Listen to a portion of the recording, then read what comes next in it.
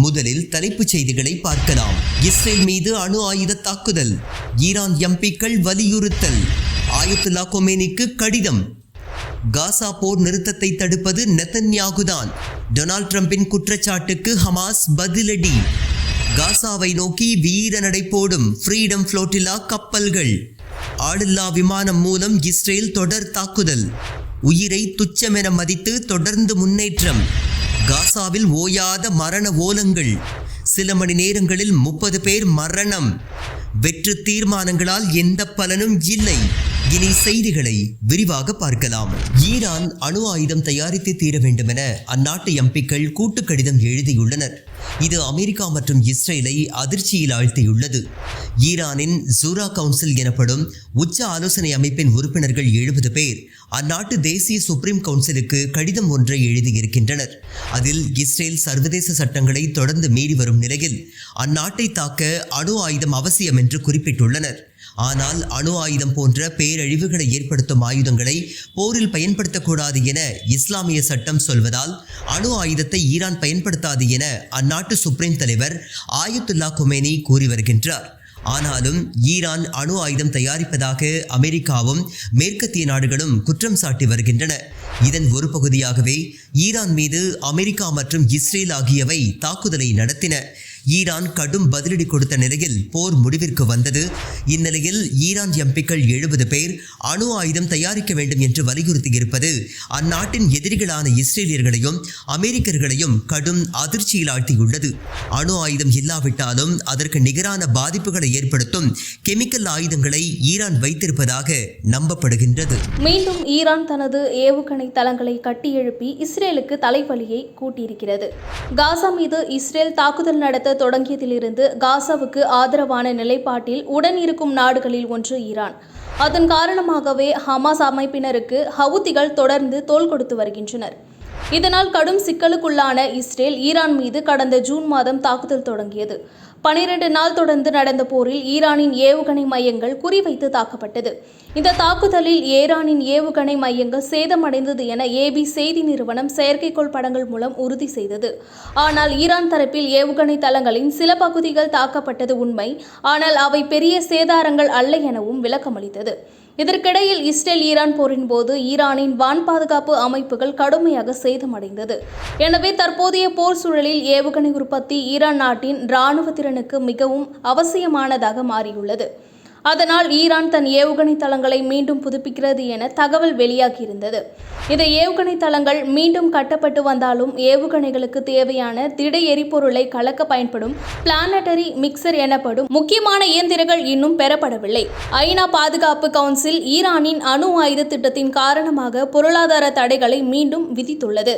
எனவே ஐக்கிய நாடுகள் சபையின் புதிய தடைகள் காரணமாக ஈரான் ஏவுகணை மேம்பாட்டை தொடர முடியாமல் போகலாம் எனவும், அல்லது பிளானட்டரி மிக்சஸ் இயந்திரங்களை சீனாவிடமிருந்து பெறுவதற்கு ஈரான் முயற்சி செய்யலாம் எனவும் உலக அரசியலை கூர்ந்து கவனித்து வரும் ஆய்வாளர்கள் கூறுகின்றனர். இது தொடர்பாக பேசிய அணு ஆயுத பரவல் தடுப்பு ஆய்வு மையத்தை சேர்ந்த சாம் லேயர், இதற்கு முன்பு ஏவுகணை உதிரி பாகங்களை ஈரானுக்கு சீனா வழங்கியுள்ளது. எனவே பிளானட்டரி மிக்சஸ் போன்ற முக்கியமான பொருட்களை ஈரானால் மீண்டும் பெற முடிந்தால் அதன் உள்கட்டமைப்பு உடனடியாக மீண்டும் செயல்பட தயாராக இருக்கும் என தெரிவித்திருக்கிறார். சண்டை நிறுத்தத்திற்கு ஹமாஸ் தடையா? ட்ரம்ப் வைத்த திடீர் குற்றச்சாட்டு. காசா பகுதியில் போர் நிறுத்த முயற்சிக்கு தாம் தடையாக இருப்பதாக அமெரிக்க அதிபர் டொனால்ட் ட்ரம்ப் ஐநா பொதுச்சபையில் வைத்த குற்றச்சாட்டை ஹமாஸ் இயக்கம் செவ்வாய்க்கிழமை உறுதியாக நிராகரித்துள்ளது. காசாவில் போர் நிறுத்த ஒப்பந்தத்தை எட்டுவதற்கு தாம் ஒருபோதும் தடையாக இருந்ததில்லை என்று ஹமாஸ் திட்டவட்டமாக தெரிவித்துள்ளது. பேச்சுவார்த்தைகளில் தாம் தேவையான அனைத்து நெகிழ்வுத்தன்மையையும் நேர்மறை அணுகுமுறையையும் காட்டியதாக அந்த அமைப்பு வலியுறுத்தியுள்ளது. போர் நிறுத்த முயற்சிகள் தோல்வியடைவதற்கு காரணம் போர் குற்றவாளி இஸ்ரேலிய பிரதமர் பெஞ்சமின் நெதன்யாகு மட்டுமே என்று ஹமாஸ் வெளிப்படையாக குற்றம் சாட்டியுள்ளது. அமெரிக்க நிர்வாகம், மத்தியஸ்தர்கள் மற்றும் சர்வதேச சமூகம் ஆகியோருக்கு இது தெரியும் என்றும் அது குறிப்பிட்டுள்ளது. முன்னதாக செவ்வாய்க்கிழமை ட்ரம்ப் பேசுகையில் பணைய கைதிகளை விடுவிக்க ஹமாஸ் மறுப்பதாகவும் அப்பகுதியில் போர் நிறுத்தத்திற்கு ஒப்புக்கொள்ள மறுப்பதாகவும் குற்றம் சாட்டியிருந்தார். ஹமாஸின் இந்த அறிக்கை அமெரிக்கா மற்றும் இஸ்ரேலின் கூற்றுக்களை நிராகரிப்பதுடன் காசாவின் மனிதாபிமான மற்றும் பாதுகாப்பு நிலைமைகள் குறித்த பேச்சுவார்த்தைகளில் தாம் ஒரு முக்கிய பங்குதாரர் என்பதை மீண்டும் உறுதிப்படுத்தியுள்ளது. ஆளில்லா விமானங்களின் முற்றுகை, நடுக்கடலில் நடந்த மர்ம தாக்குதல், காசாவிற்கு மருந்து கொண்டு சென்ற 50 கப்பல்கள் சந்திக்கும் ஆபத்துக்கள் என்ன? காசாவை நோக்கி சென்று கொண்டிருக்கும் உலக சுதந்திரம் மனிதாபிமான உதவி கப்பலை சுற்றியுள்ள சர்வதேச கடற்பகுதியில் தொடர்ந்து ஆளில்லா விமானங்களின் அத்துமீறல் இருந்ததாகவும் கப்பல்களை நோக்கி தாக்குதல் நடத்தப்பட்டதாகவும் அருகே வெடிப்புகள் கேட்டதாகவும் செவ்வாய்க்கிழமை இரவு கப்பலை ஏற்பாடு செய்தவர்கள் தெரிவித்தனர். காசா முற்றுகையை முறியடிப்பதற்கான சர்வதேச குழுமம் வெளியிட்ட தகவலின்படி யுலாரா மற்றும் ஓவேலா ஆகிய கப்பல்களை நோக்கி ஆளில்லா விமானங்கள் எரியக்கூடிய எரிகணைகளை வீசின.